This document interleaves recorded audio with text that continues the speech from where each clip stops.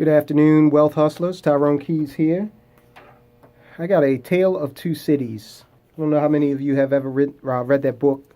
It's a very good book, actually, but a Tale of Two Cities today for you. Now, this Tale of Two Cities is a little different. It's actually a tale of two gentlemen. One who had it all and lost it and really disadvantaged his family in the process, and the other who had a crap load of challenges and managed to build not just financial wealth but legacy wealth. Okay, so let's examine the differences between these two individuals and what happened with them. So let's go over the first. The first you may have heard of, Joe Robbie. Joe Robbie was, of course, the owner of the Miami Dolphins NFL team, so you know he had to be rich. There's no way in the world you can own an NFL team and not be very, very wealthy in terms of, having a lot of money, resources. But we'll see where having those financial resources are one thing, having the intellectual resources to hold on to that money and advantage your family is quite another. So again, economic education. So, okay, Robbie was the owner of the Miami Dolphins, and he passed away. And because he owned or held all of his assets in his name, he got hit pretty hard with the estate tax, also known as the death tax. Now, this estate tax, because he held everything in his own name, this estate tax came up to about $50 million. Because the primary assets that he had were the football team, the Miami Dolphins, and the stadium that they played in, which were two very illiquid assets. Now, we've got the video that we did over at the condo the other day. I posted it, where we talk about leverage, but in that video we also talk about liquidity. Okay, and again, liquidity is the ability to turn something from a hard asset into cash. How quickly you can do that relates to how liquid that asset is. Football teams are not very liquid because there's simply not a lot of buyers for it. There are not a lot of people in the market for an NFL franchise. Okay? And the reason for that is because it's very expensive. It's a business. It's a big business. It takes a lot to run. In addition to that, there's got to be fewer people in the market for an actual stadium. So Joe Robbie, his primary assets, the stadium and the football team, were really all that he had that could be liquidated at some point and satisfy this $50 million tax obligation that he incurred from the estate tax. So what ended up happening is his family, they needed to pretty much sell everything at discount prices, fire sale prices. They sold the stadium and the team for about 50 cents on the dollar. Because, hey, for those that are in the market for a football team or for anything, once you know that someone has to sell, that gives you an advantage as a buyer.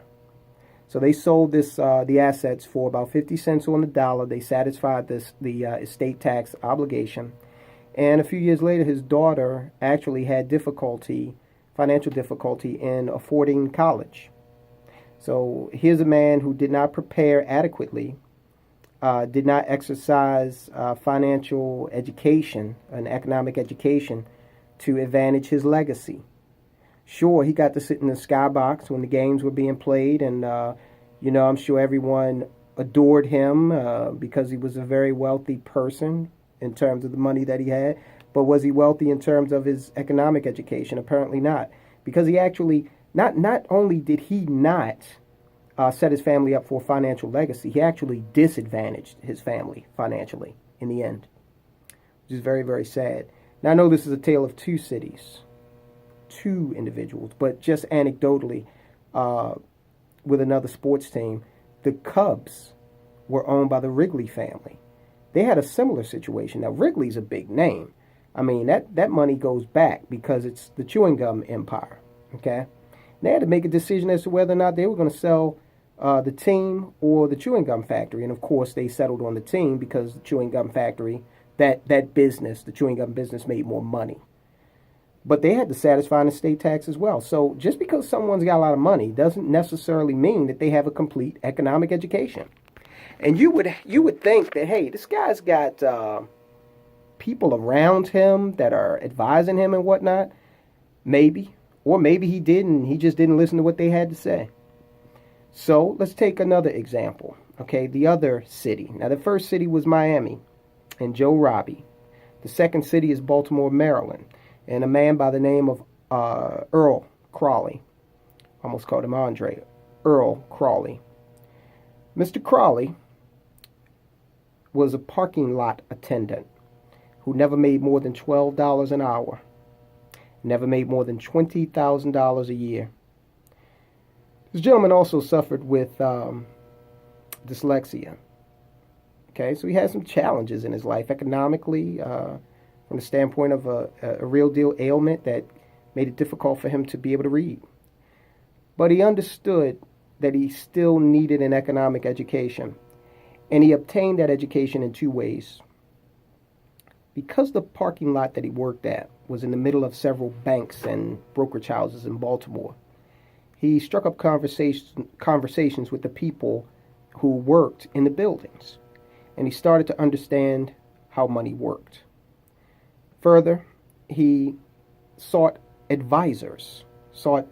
actual advisors to tell him how to manage his money. He started saving $20 a month near the beginning, and that, of course, ballooned. He was very disciplined about it. Started investing in blue chip companies, reinvested his dividends, and a few years ago, the man's net worth was south of $600,000. Paid off his house, put his children through private school. Okay?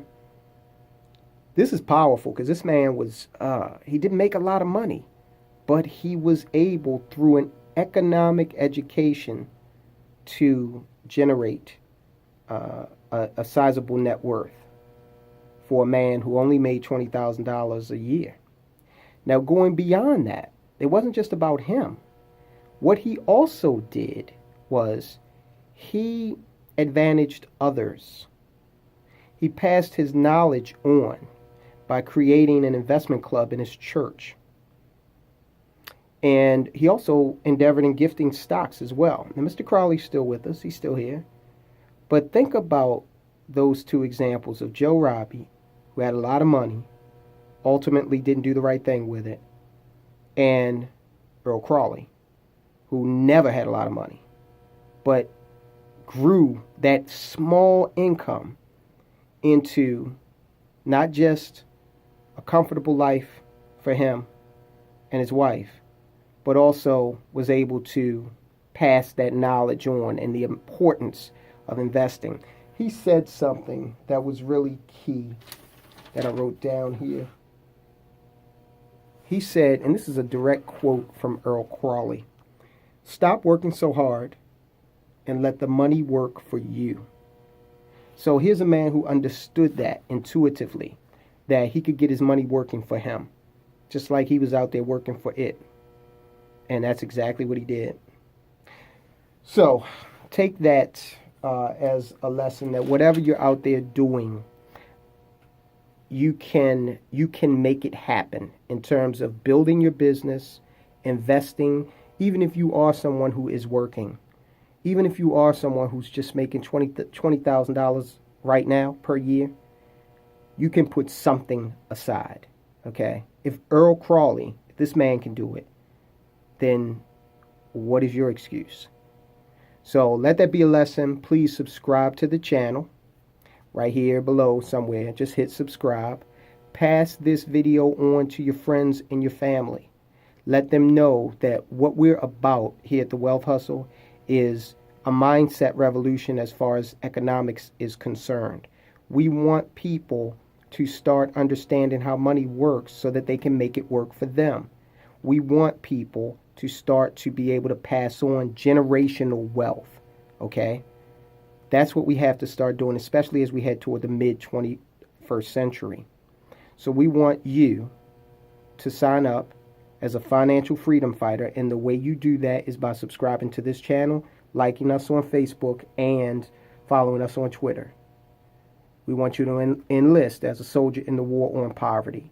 And together we can, give you content like this, content like what we've got on the other two platforms, Twitter and Facebook, and bring to light a realization among all Americans that we can definitely do things better in terms of our finances.